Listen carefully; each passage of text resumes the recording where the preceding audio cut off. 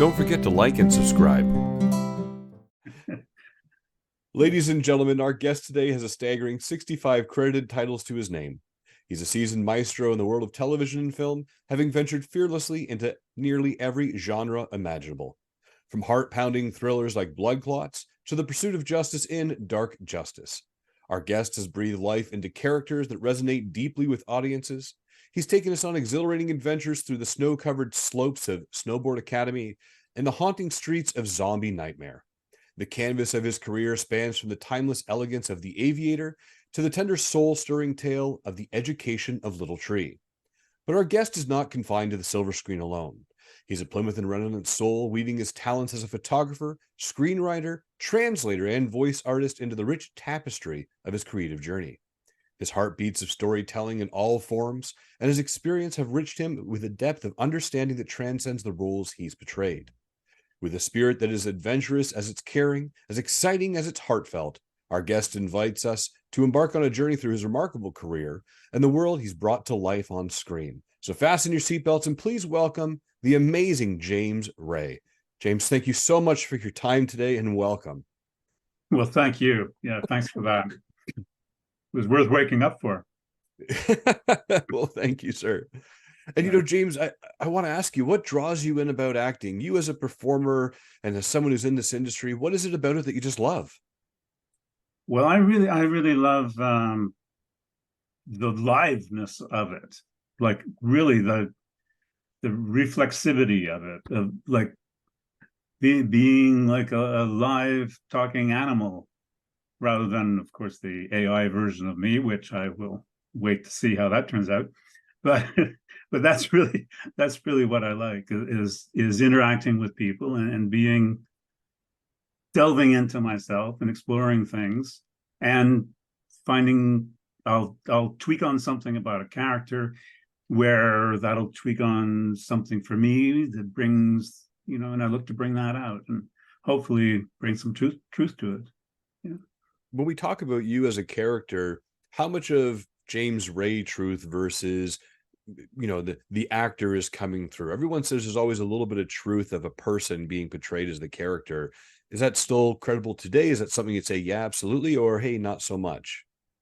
Yeah, absolutely. But it could be you like 200 years ago. It's a fair point. Hopefully AI is able to go back to 200 years and find James Rae from there. Well, I did experience that when I did this little short called Finding Fiodan, where I play a knight who's basically on his deathbed, except for he's leaning against a tree. So I really felt like I touched into something there that was like, yeah, from somewhere out of the past experience. So Now, when you had to play that role, you're on your deathbed. What was that emotional roller coaster for you like? I mean, obviously that was years ago, but how do you connect with somebody who's dying or betraying that someone who's supposed to be dying in film? How do you confront that? How does that fear strike you? the same way the fear you have every day that it could be your last day, you run through some things in that lifetime, and not to forget what you still want to accomplish in the same breath. So that whatever that last breath is will never be completed, but those desires and those past desires will all be a tumult in that moment, as far as I'm concerned. Wow. And when we talk about getting into these characters, what type of education or training have you received that really ramps up the career to say, hey, these are some great classes and a starting point to connect with things like this? I mean, I've never had to play anybody who's on their deathbed, but it seems like that is something that you'd really want to kind of practice and rehearse and maybe do some different research on. Well, catching COVID will do that for you. Okay, don't go there. It's not a good way to do character study. So no, basically I have done a fair bit of training as an actor, starting from high school where I did my first plays. Actually, my first play was with Linda Griffith. Don't know if you remember the name. She did Maggie and Pierre, a show that was on a long time ago. She's no longer with us, unfortunately.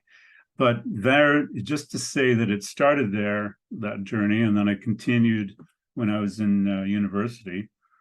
But I never thought I would make a career out of it. It was like the furthest thing from my mind that that would be possible until basically a few little accidents came along. And then I started saying, well, hey, I can do this.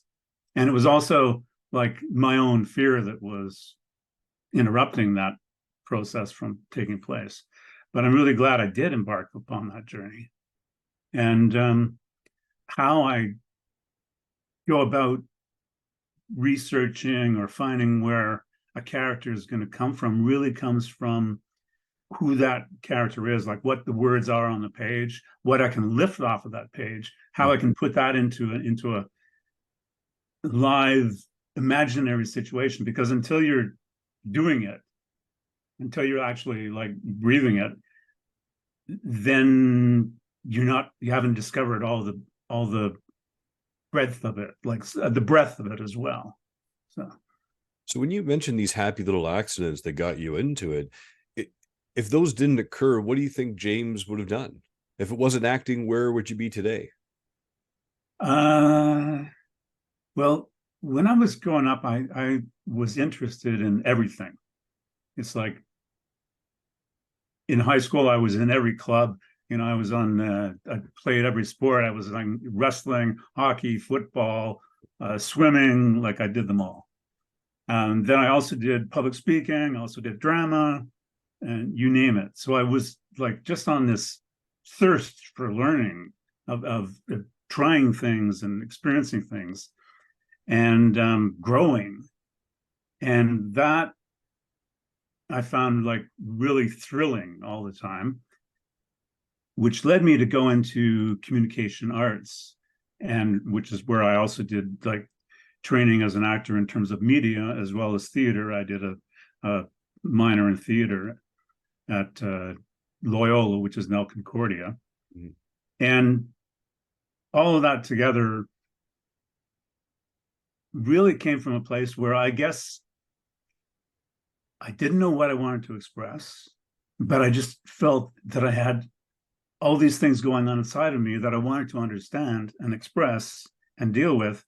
And it ended up being a journey of self-discovery, but also of like opening to the world. And that's where photography started coming into it as well, walking around with my camera.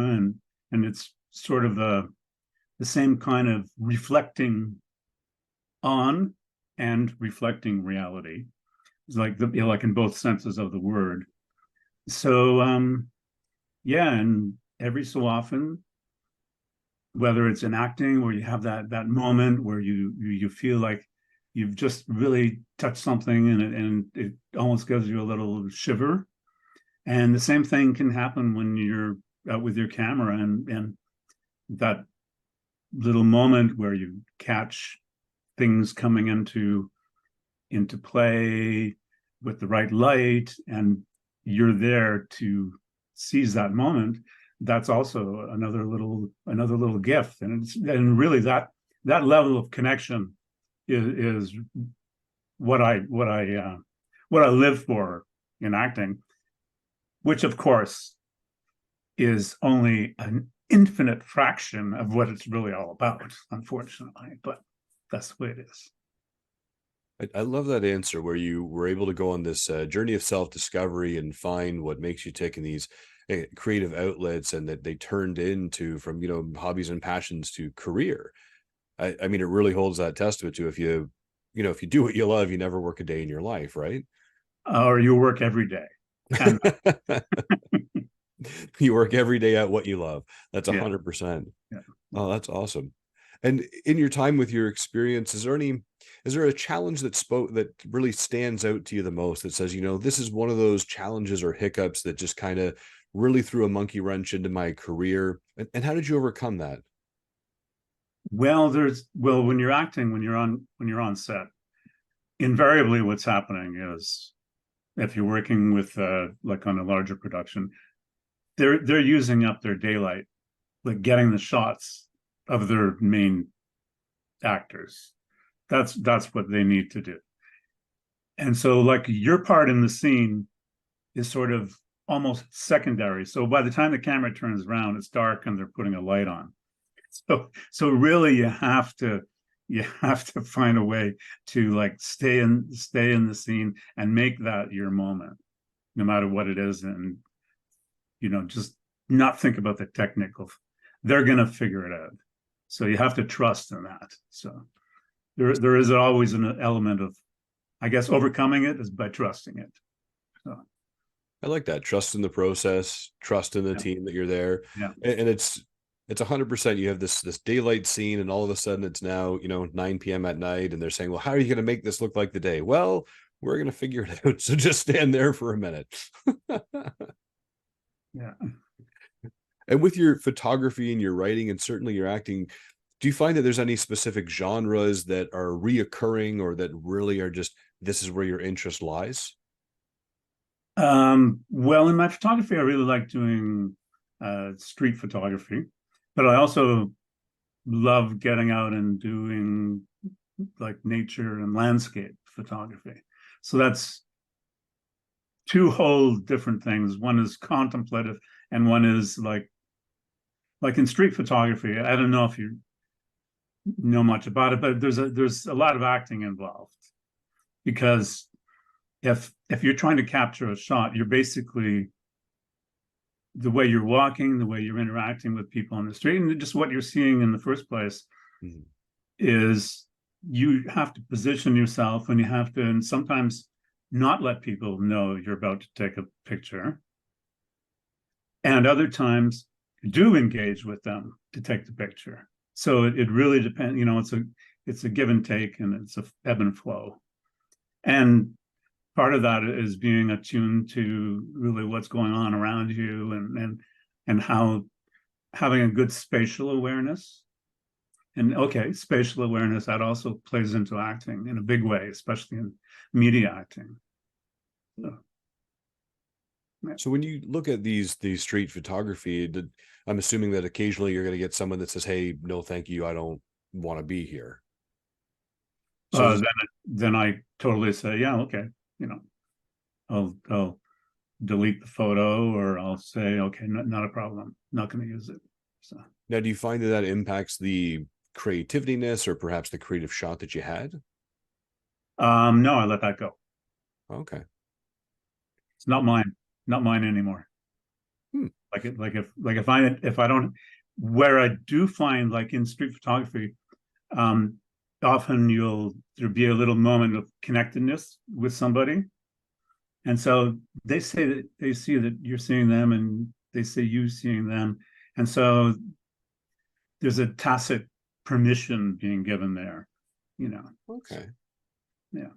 Kind of like, hey, you saw me with my camera, and you know, here we And are. okay, this is okay with us. Yeah, okay, Oh, but it's unspoken. It's like a nonverbal communication. No, mostly. Yeah. and have you had anyone come back from your photography that said, "Hey, that's me in that photo, and please delete, remove, or whatever the case may be," after the fact? No, hasn't happened. No. Well, it's cool. And when you're doing your acting, are you finding that there's anything that they're tending to, I'll say typecasting, but are you being sent out for the horror, the drama, the grandfather, the father, the action hero? Do you see these reoccurring roles coming up for you? Well, right now I'm seeing these grandfather roles. So that's interesting. But then I'm not necessarily going to put out your like typical grandfather, like there's other guys who are going to be that grandfather. So I'm going to be the other grandfather, like the more modern one, maybe, or the more cynical one, or I always look to find an edge to that character, so that to make it mine. And whether or not they want that, I don't know. If we were in a room in an audition process, they say, yeah, I really like that, but don't do that. or no, what they'll say is, they don't do that. What they'll say is, yeah, can you make him a little more friendly, or something like that. And then you go, yeah, okay, how am I going to do that? Okay, he'll be friendly. It's like those notes of more. Can you just give me more? More of what? Just more. Right. Yeah. Yeah. So if you had an opportunity to play, in this case, the villain or the hero, which one would you choose? Have you been able to play both in your time? Um, Not so much the hero, although at a certain point when I was doing a lot of commercials, they would be looking for the Robert Redford type. Okay, so I was that type for a little while, and then Harrison Ford type. Okay, George Clooney type. Okay, that's who we need here, and okay, that helps you when you're hearing where it's coming from. But right now, I'm no longer those types, Hmm. so they have to deal with me the way I am. So I And don't know if that's the hero. I'm the anti-hero. hey, that works. We all need one. Yeah. And James, a lot of people understand that in being in acting, we put ourselves through this gauntlet of rejection and disappointment with roles and auditioning. How do you stay inspired and move forward creatively, knowing that maybe 1 in 10 of these auditions you get the call back for? Yeah, that takes what people call mindset. It's like you have to allow yourself to like say, okay, I just auditioned to be a whale on a animated show. I thought I was a great whale. I think I was really looking. I didn't get a call. So I just have to say, okay, that whale is come and gone. He's floated off somewhere else. So that's fine. But I'm happy with knowing that I did what I really wanted to do. I put out what I wanted to put out. And as long as I do that, then I can deal with it's not even rejection then. It's like, okay, they chose something else. That's it. It's not me that's being rejected. It's okay. I made choices. Yeah, maybe somebody else made the same choices and they looked the part more, or maybe they don't, or maybe the first choice came available and they just auditioned all these other people in case. You Yeah. never know. Be the best whale that you can be and harpoon for the best. Yeah, Yeah. exactly. James, if someone said to you, what's the most important lesson you've learned through acting, writing, and photography, what would you tell them? Hmm. Just to be like, I think just to be in touch with who you are, where you're coming from, and with who's around you and what you're engaging with. Like some of acting involves intense concentration and intense engagement with um, the situation, with your character, and with the others in the scene or in the situation. And there's also a part of you that has to be tuning a whole lot of stuff out.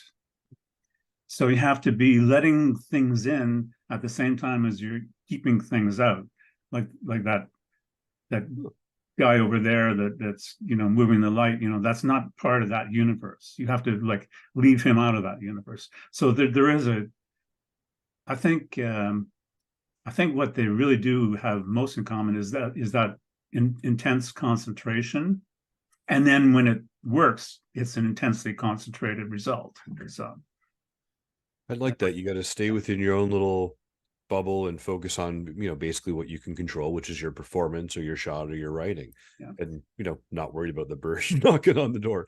yeah, and not worry about like not be looking like you're like intensely okay, like yeah, it's all it's all out there. So you have to be in here and out there at the same time. So No, I like that. And James, what would be one of those most memorable performances for you? Do you remember a time in your career where you were on set doing your part and just something in that background was going off that you were just like, oh, come on, guys, like, can you wait until I'm done? Or yeah, numerous times, but it's like yeah, it's like okay, yeah, no, I'm trying to think of one moment like that. Well, well, well, I have a moment on The Aviator, even when I'm doing this. And it's like, okay, he's trying to do this complicated tracking shot, and I'm walking into it, and I'm holding this card like the FBI agent. They're Mhm. trying to zoom in on the card. Meanwhile, the other character in the scene, he then engages and starts, mouthing off, and he's standing there, and they're trying to like hold this shot on the card, but then whoop, his shoulder is bumping the housing of the camera, and it's like nobody notices it. So, but makes it look like I'm shaking the card. So it's like, okay, here, how do I fix this? But anyway, they managed to get it to happen.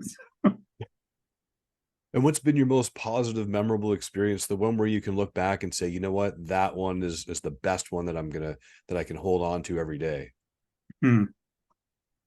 Um, that happened that on any given day that when you're shooting, that happens, quite often.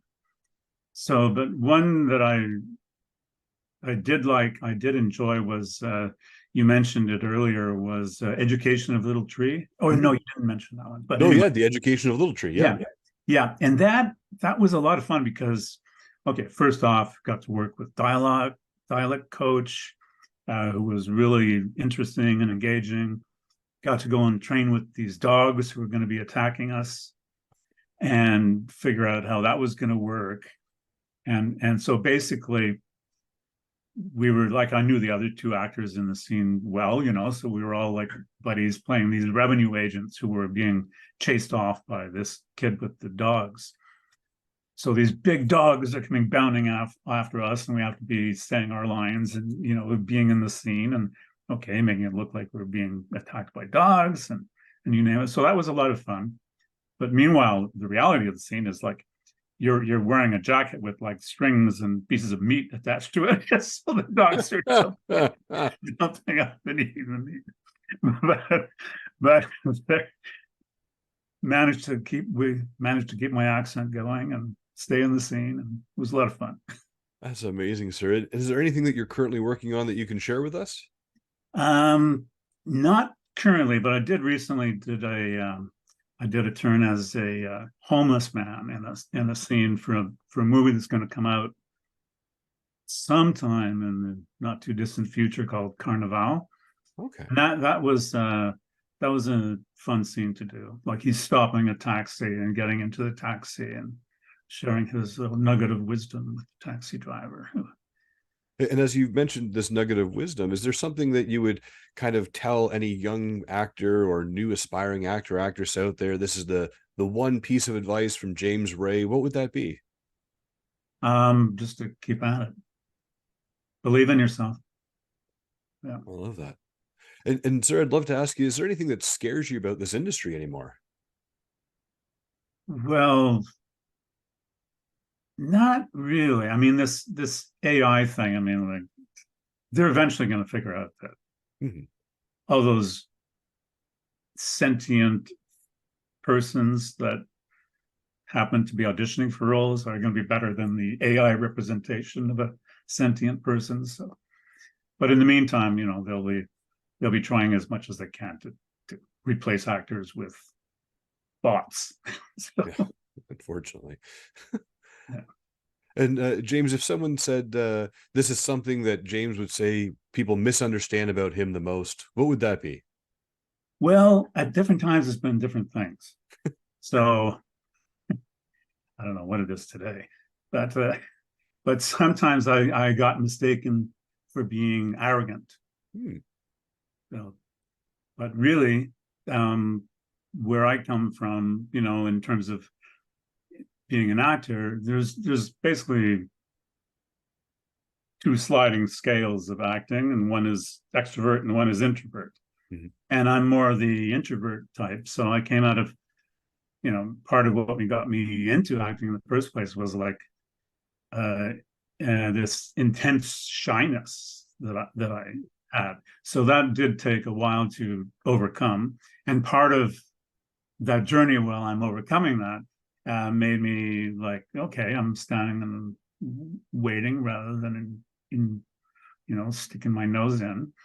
And that people would misunderstand as being arrogant. So Fair enough.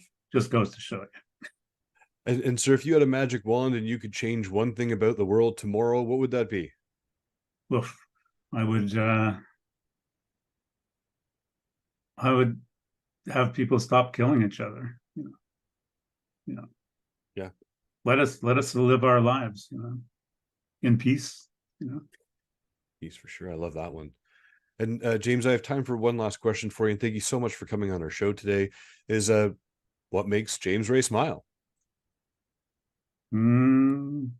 Many things, but right now, just having had this interesting engagement, that makes me smile in its own way.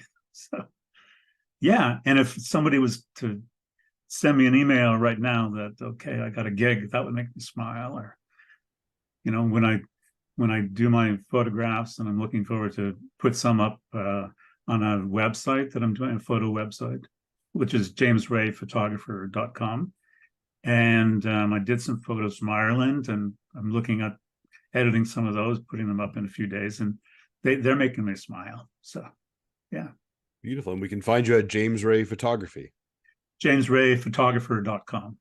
Photographer.com. That is amazing. And as I said, sir, it was the last question I had for you. Thank you so much for coming on the show today.